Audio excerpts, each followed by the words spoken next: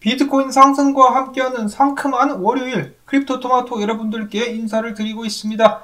자, 오늘 미국 달러 인덱스 지수 약간 떨어진 가운데 증시는 일제히 상승, 금도 상승하는 등 자산 가격들이 일제히 오르고 있는 모습들이 보여지고 있는 가운데 비트코인 같은 경우 66,369달러에서 거래가 진행이 되고 있습니다. 그리고 비트코인뿐만 아니라 이더리움도 다시 한번 전고를 갱신하면서 4,784달러, 거의 4,800달러 선에서 거래가 진행되고 있는 가운데 알트코인들, 이 기운차게 날뛰고 있는 알트코인들 몇 가지가 보여지고 있습니다. 연말이 가까워져 오고 있는 가운데 갈수록 후끈 달아오르고 있는 암호화폐 시장, 기대를 하지 않을래야 않을 수가 없게 만드는 그런 상황입니다. 후끈후끈 올해의 겨울은 따뜻한 암호화폐 시장과 함께. 자, 그리고 비트코인의 변동성이 커지자 이 마진 거래를 하던 사람들이 청산당하는 모습들이 또 목격이 되었다라고 하는데요. 숏을 치고 있던 사람들, 특히 대가리가 많이 빠개졌다라고 합니다. 지난 24시간 동안 청산된 롱숏 포지션만 해도 2억 4천만 달러, 어마어마한 돈이죠. 다음으로 해서 미국의 자산운용사 뉴버거 버만이 블록파이와 함께 비트코인 현물 ETF를 신청했다라는 소식이 나왔었고, 이어서 전세계 인플레이션 국가 챔피언 중에 하나 짐바브웨, 베네수엘라와 맞다이를 뜨고 있는 짐바브웨 정부가 좀 안되겠으니까 이제 암호화폐 결제 서비스 합법화를 검토 중에 있다고 합니다. 트위터상에 알려진 바에 의하면 일단 비트코인 결제가 먼저 합법화되지 않겠느냐라는 식으로 의견이 오고 가고 있는데요. 짐바브웨는 남은 선택지가 많지 않습니다. 인플레이션이라는 괴물에게 나라가 잡아먹힌 그런 상황인데 이런 지폐도 있다고 합니다. 짐바브웨 달러로 100조 달러짜리 지폐, 이것이 바로 무분별한 양적 완화의 말로가 아닌가라는 생각을 해봅니다. 그래도 잘났다고 짐바브웨 중앙은행이라고 이름 새겨넣는 거 보십시오. 이 나쁜 놈들. 자, 이런 상황 속에서 캐나다 중앙은행 총재는 다음과 같이 짓거렸다라고 하는데요. 비트코인은 디지털 화폐가 아니야. 비트코인은 거래에 사용될 수 있는 기능이 부족하기 때문에 통화로 분류돼서는 안 된다라고 이야기를 했는데 그럼 넌 쓰지 마. 다음으로 비트코인 업그레이드입니다. 탭루트. 바로 비트코인의 익명성과 거래 수수료를 낮춰주게 될 그런 역할을 하게 될 것이라고 하죠. 예정대로 14일 정도의 업그레이드가 진행될 것이라고 하고 이에 따른 가격 상승도 기대가 된다라고 시장에선 이야기를 하고 있습니다. 자, 그리고 해서 반복적인 소식이긴 합니다만 거래소 내 비트코인 보유량이 계속해서 줄어들고 있습니다. 다시 한번 근래 최저치를 갱신하면서 근 3년 내에 거래소가 보유한 비트코인의 양은 최저치를 다시 한번 갱신했다라고 합니다. 지난 3년간 채굴된 비트코인 양을 고려해봤을 때 엄청나게 지금 물량이 줄어들었다라고 볼 수가 있는 것이죠. 비트코인 공급 충격 가지야라고 시장이 외치고 있는 듯합니다. 이어서 주말 동안의 비트코인 가격 움직임 때문에 CME 마켓에서 갭이 생겼다라고 하는데요. 61,075달러 그리고 62,910달러 구간에 갭이 생겨버렸는데 이것을 매꾸로 갈 것인가 불장이어가지고 이대로 쭉 올라가도 전혀 이상할 것 같지는 않습니다. 근데 갭을 메꾸는 모습들이 종종 보여줬었기 때문에 참고로만 알아두시면 좋을 것 같고요. 다음으로는 유명 분석가, 저도 자주 공유를 하는데 렉트캐피탈이 다음과 같은 비트코인 분석을 남겼습니다. 자, 비트코인 최근 가격 움직임처럼 횡보 기간에는 구매자와 판매자가 서로 코인을 교환한다. 손바꿈이 일어난다. 그러면서 구매자도 판매자도 조금만 사고 파는데 몇 개월 뒤에 비트코인 가치를 생각한다면 지금은 비트코인을 매도할 타이밍이 아니라는 것을 알게 될 것이다 라고 이야기를 한 바가 있고요. 그러니까 지금 저평가되었는데 왜 팔고 자빠졌냐라고 이야기를 하는 것이고, 다음으로 테크데비라는 분석가, 비트코인 2주봉 캔들 차트에서 비트코인 가격이 주요 피보나치 비율 1.618 위에서 마감할 수 있다면 2013년도 강세장과 같은 흐름이 전개가 될 것이라고 이야기를 했습니다. 자, 이 분석이 올라온 후로 비트코인이 상승을 했기 때문에 지금 위에서 놀고 있는 것 같습니다. 이대로 마감만 된다. 그러면 과거가 반복되면서 비트코인 떡상쇼가 연말에 펼쳐지게 될 것이라고 예상을 또 했다라고 합니다. 그 다음으로는 며칠 전에 비트코인이 이 중요 추세를 뚫고 떨어져가지고 밑으로 떨어지지 않겠느냐라고 예측을 했었던 이 분석가, 비트코인이 이 매도세를 호로록 말아 올리자 드디어 비트코인이 63,000달러대의 강력한 저항을 돌파했다. 다음 목표가는 72,000달러가 될 것이라고 이야기를 했습니다. 참고로 이전부터 계속해서 상승할 것이다 라고 이야기를 했었던 크립토 벌브 같은 경우는 지금 1차 목표가로 80,000달러를 보고 있죠. 자, 과연 어디까지 상승할 수 있을 것인가? 비트코인의 움직임에 대해서 계속해서 기대를 걸어보도록 하면서 다음은 기타 소식 보도록 하겠습니다. 뉴욕 시장 당선자 비트코인 지지자인 에릭 아담스는 암호화폐는 학교에서 배워야 할 만한 과목이다라고 최근에 다시 한번 암호화폐에 대한 지지 발언을 했다라고 합니다.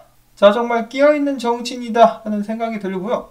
자, 이어서 최근에 미국 하원에서 1조 2천억 원 달러 초당적 인프라 법안이 통과된 가운데 해당 법안 안에는 암호화폐 사업자들에게 굉장히 불리하게 작용할 수 있는 내용들이 포함되어 있기 때문에 이 법안이 발효되는 2024년 전에 암호화폐에 불리한 부분들을 없애버리겠다라고 페투미 상원 의원이 밝혔다라고 합니다. 응원합니다, 페투미 의원.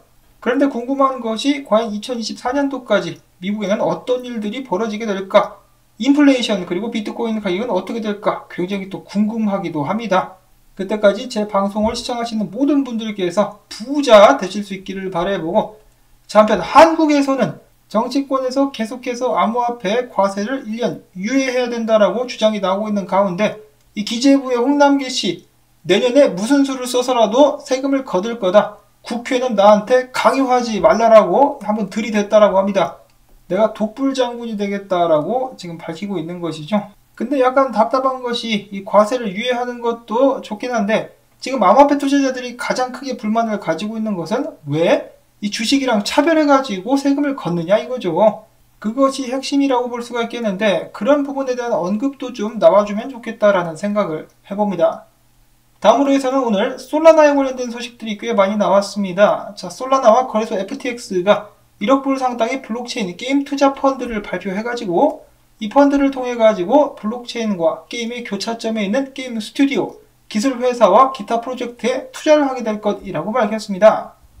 그리고 베이직 어텐션 토큰의 브레이브 브라우저가 솔라나와 파트너십을 맺고 브레이브 브라우저의 솔라나 지갑을 통합, 브레이브 브라우저의 4,200만 명 월간 활성 유저들이 솔라나 생태계와 연결될 수 있게끔 하겠다라고 밝혔습니다. 그 다음으로 암호화폐 거래소 크라켄에서 이야기합니다. 솔라나가 시총이 높아진 다음에 기관 투자자들의 관심을 한몸에 받고 있다. 이르면 다음 달쯤 해가지고 400달러에서 500달러까지 상승할 수도 있을 것이다 라는 분석을 남기기도 했었습니다.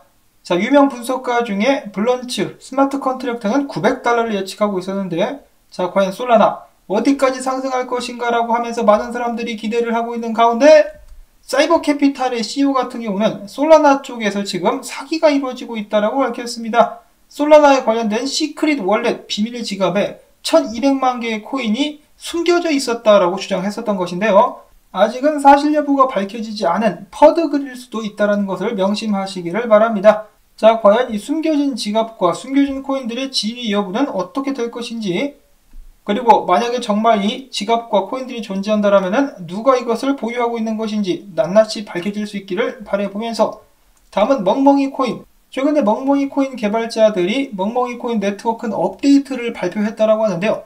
해당 업데이트를 통해서 수수료를 절감할 수 있게 될 예정이고, 그동안의 도지코인 사용자들 사이에서 문제로 지적되는 부분들을 수정할 수 있게 됨으로써 네트워크 성능을 향상시킬 수 있을 것이라는 기대가 높아지고 있다고 합니다. 그러면서 일론 머스크 답글로 트위터 상에서 굉장히 중요한 업그레이드가 될 것이라고 추임새를 넣기도 했었다고 하는데요.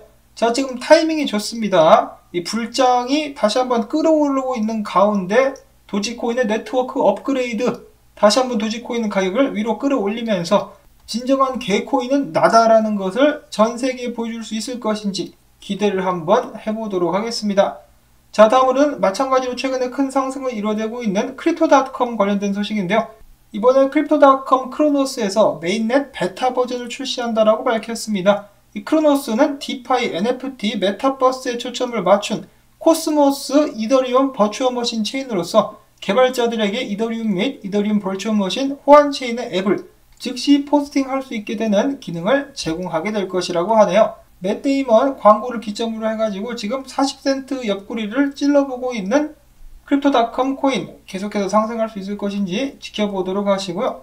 이어서 유명 암호화폐 분석가인 벤자민 코인이라는 사람은 이더리움은 내년에도 상승할 것으로 예측이 된다. 거기에 또 근거가 있는데, 올해 같은 경우 이더리움 생태계에서 가장 큰 이슈가 되었었던 것은 역시 소각 메커니즘의 도입, 이를 통해 가지고 수많은 이더리움이 소각이 됐었는데, 자, 올해 말부터 내년 초에 뭐가 이루어지느냐, 바로 이더리움 2.0 출시, 이를 통해서 이더리움 1.0과 2.0이 통합이 되면서 기술적 발전 및 이 채굴 물량이 줄어들게 되면서 다시 한번 가격 상승에 압력을 가할 뿐만 아니라 내년에는 이더리움 ETF도 승인이 기대가 되기 때문에 이런 부분들을 고려해 봤을 때 내년에도 이더리움은 날아갈 수 있을 것이라고 이야기를 했습니다.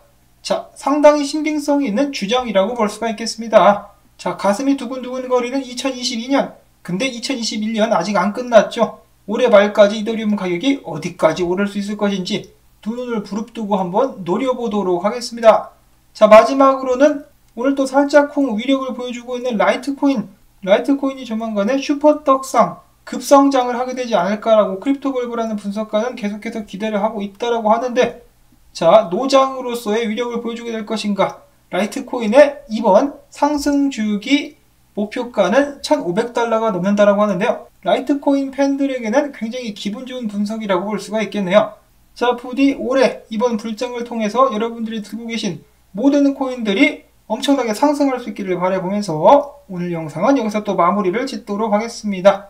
나온 정보들이 여러분들께 도움이 되셨다면 오늘은 토마토밭의 튀김우동 한 사발 던져주기 광고 영상 재생 및 좋아요를 통해서 채널 지원 및 응원을 부탁드립니다.